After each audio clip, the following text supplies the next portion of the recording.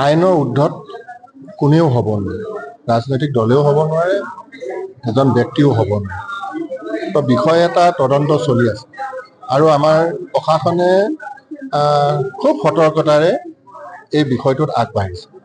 কাৰণ এটা ন্যায় নিদিলে বিভিন্ন এংগুলৰ পৰা বিভিন্ন ধৰণে সন্দেহ থাকি যায়।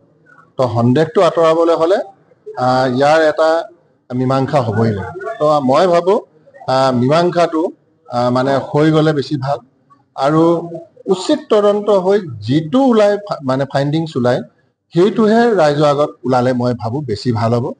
গতিকে ইয়াত মই দলীয়ভাৱে কথাটো মই বৰ বেছি ভবা নাই। এইটো প্ৰতিজনৰ ক্ষেত্ৰতে একেটাই হ'ব। দল এটা বেলেগ বস্তু, ডেফিনেটলি আমাৰ দলৰ কৰ্মকৰ্তা এজনৰ প্ৰতি আমাৰ চব কৰ্ণাৰ থাকে, কিন্তু আমি আইনৰ ঊৰ্ধত কেতিয়াও হ'ব নোৱাৰোঁ। তো মই ভাবোঁ যে নিৰপেক্ষভাৱে প্ৰশাসনকো আমি কৈছোঁ যি আছে ফাইণ্ডিংছটো আমাক সোনকালে উলিয়াই দিব লাগে। গতিকে ইমান সহজো নহয়। তো এতিয়া প্ৰশাসনে কিন্তু যিমানখিনি সম্ভৱ হৈছে সেইখিনিৰ কাৰণে চেষ্টাখিনি কৰি আছে। তো কেতিয়াবা সময় লাগে, যেনেকৈ যোৱাকালি উত্তম ৰাজবংশী 10 মাহৰ পিছত তেখেতৰ আমি বিচাৰি উলিয়াব পাৰিলোঁ। এতিয়া 10 মাহৰ পিছতে তেওঁৰ মৃত্যুটো প্ৰমাণ হৈছে যে মৃত্যু হৈছে, আমি বডিটো পাইছোঁ। তো এই বিষয়বিলাকো ঠিক তেনেকুৱা ধৰণৰ। আৰু কোনোবাই যদি ভাবে যে আমি লুকাই চুৰ কৰি থাকিম, ইমান সহজ নহ'ব।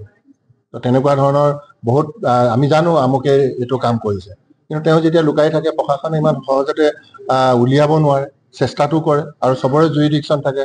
যেনেকৈ ঢকুৱাখানা থানাৰ অ'চিজনে যদি তেওঁ দেখে যে আজি মানুহজন লখিমপুৰতে আছে, কিন্তু ঢকুৱাখানা অ'চিজনে গৈ তেওঁ তাত চাৰ্চ কৰিব নোৱাৰে। যদি চাৰ্চ কৰিব লাগে তেতিয়াহ'লে লখিমপুৰ থানাৰ লগত তেওঁ কোঅৰ্ডিনেট কৰিবলগীয়া। তেনেকুৱা বিভিন্ন ধৰণৰ বিষয়বিলাক থাকে, ইমান ইজি নহয়। আৰু গতিকে তাৰ মাজতে প্ৰশাসনে কামখিনি কৰিবৰ কাৰণে চাইছে আৰু বহুত ক্ষেত্ৰত সফলো হৈছে। মই ভাবোঁ এইটো নিশ্চয় সফল হ'ব।